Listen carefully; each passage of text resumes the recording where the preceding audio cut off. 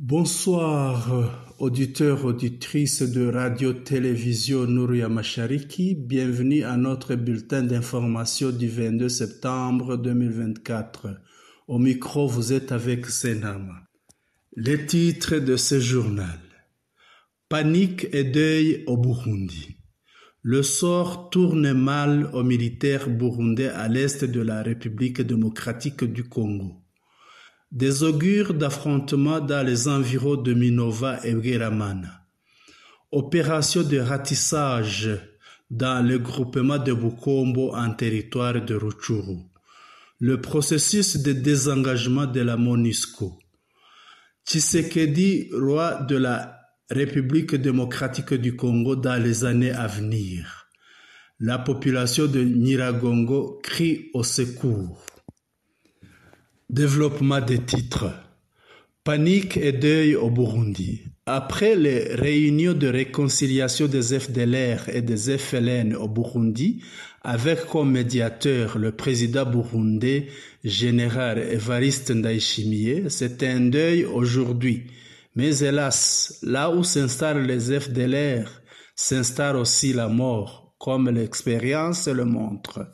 En la nuit du 21 au 22 septembre 2024 sont rencontrés morts 80 soldats burundais et FDLR dans la forêt de Kibira et des sources non encore confirmées témoignent qu'il s'agit d'un résultat des mésententes entre les FDLR et les FLN qui récemment avaient été réconciliés par le gouvernement burundais. Le sort tourne mal aux militaires burundais à l'est de la République démocratique du Congo. C'était hier aux environs de 19h qu'un colonel des FNDB appelé Michel Justin Nguimbere et un major dont nous ignorons encore le nom sont morts et il y a eu plusieurs blessés dans un affrontement avec les éléments de l'ARC M23. Des augures des affrontements aux environs de Minova et Bweramana. Des vidéos ont circulé depuis hier sur les réseaux sociaux montrant de longues colonnes de militaires de la FARDC et alliés quittant Numbi, une entité du territoire de Karéé en province du Sud Kivu, se dirigeant vers la ligne de front de Minova. Ceci montre qu'il y aura bientôt de durs affrontements qui opposeront l'ARC M23 aux FARDC et alliés. Opération de ratissage dans le groupement de Bukombo en territoire de Rutshuru. Bukombo est un groupement du territoire de Rutshuru qui va de Kanyangohe, Bumbasha, Bunyeri, Matyazo, Ntangi près de Bishusha, Rusekera vers Tongo, Kizimba passa par Kahe et Mweso. L'on traverse la rivière Gihira et continue vers la PLZ et vers Rutiba. Ce groupement de Bukombo est frontalier au groupement de Gihondo. La RC M23 a fait hier des opérations de ratissage en groupement de Bukombo. Au cours de ces opérations de positions des FDLR et des Nyatura CMC ont été détruites par des soldats de la RC M23 commandés par le colonel Jimmy. Au cours de ces opérations, 9 éléments des FDLR et 24 éléments des CMC Nyatura ont été tués, 7 éléments des FDLR et 13 CMC Nyatura ont été capturés. Rappelons aussi qu'hier, la FCM 23 a tenu une réunion avec les habitants de Bukombo. Le processus de désengagement de la MONUSCO. Le processus de désengagement progressif de la mission de l'Organisation des Nations Unies pour la stabilisation en République démocratique du Congo, MONUSCO en sigle, a été évoqué vendredi en date du 20 septembre à Goma, au nord Kivu, est du pays, lors d'une conférence de presse animée par le secrétaire général adjoint de l'ONU en charge des opérations de maintien de la paix, précisa que son évolution dépendra des discussions avec les autorités congolaises et de développement sur le terrain. Les autorités provinciales et nationales avec lesquelles je me suis entretenu à Kinshasa et à Goma ont exprimé leur accord sur l'objectif de désengagement de la MONUSCO, mais elles insistent d'abord sur la nécessité de continuer à travailler ensemble pour stabiliser la région, a déclaré Jean-Pierre Lacroix.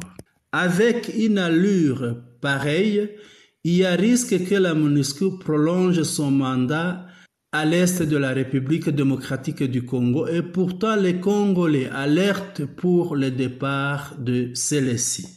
Tshisekedi, roi de la République démocratique du Congo dans les années à venir. Le président Tshisekedi a entamé des démarches pour s'éterniser au pouvoir.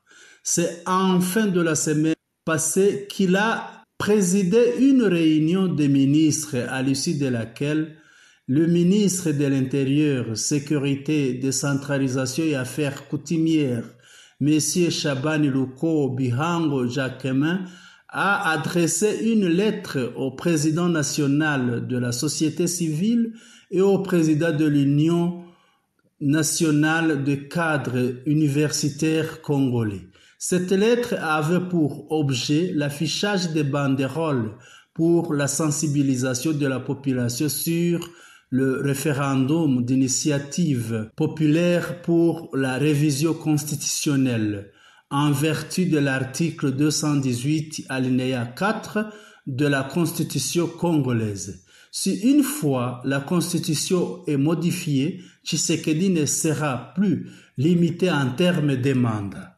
Le président Tshisekedi est arrivé aujourd'hui en date du 22 septembre 2024 à New York pour prendre part à la 79e session de l'Assemblée générale des Nations unies. Il s'exprimera sur la tribune de l'ONU ce mercredi 25 septembre. La population de Karisimbi crie au secours. La société civile, force vive de la commune de Karisimbi en ville de Goma, alerte les autorités urbaines de cette ville de Goma sur les incidents qui se sont produits au quartier Ntosho en date du 21 au 22 septembre 2024. Un acte criminel vient de se produire par des présumés Wazarendo sur l'avenue Maman Elisabeth vers 19h15 non loin de Barindu, après avoir tiré plusieurs balles pour disperser la population de cette entité. Après cette barbarie, ils ont pris un jeune nommé Binwan qui vend des téléphones au Torah pour une destination inconnue.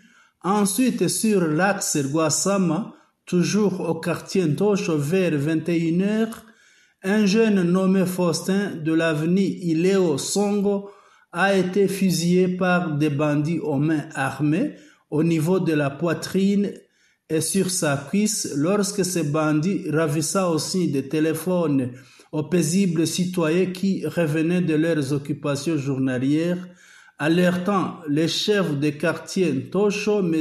Bahati Rugere Jackson. Il a aussi vite alerté le service de sécurité pour voir si on pourra mettre la main sur ces bandits, mais en vain.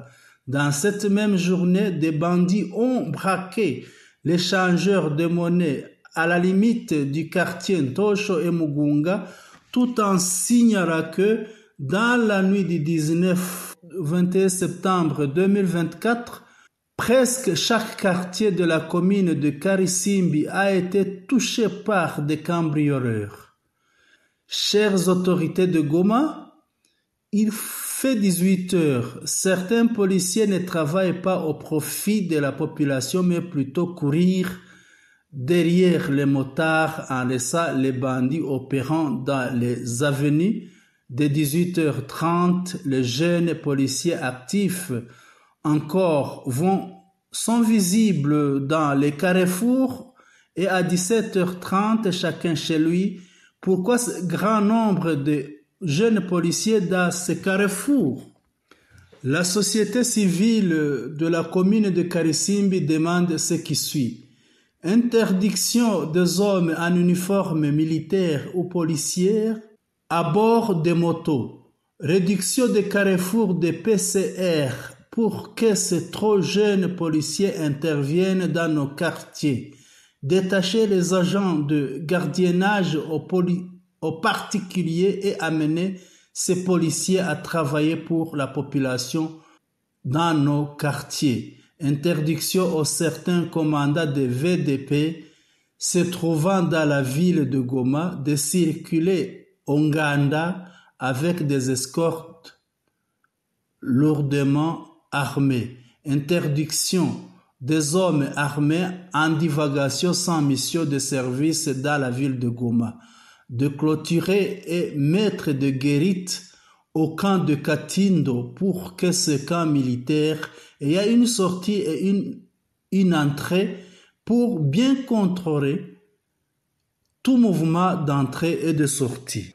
Auditeurs, auditrices de Radio-Télévision Nouria Mashariki, nous vous remercions d'avoir prêté oreille à notre bulletin d'information. Merci de nous avoir suivis.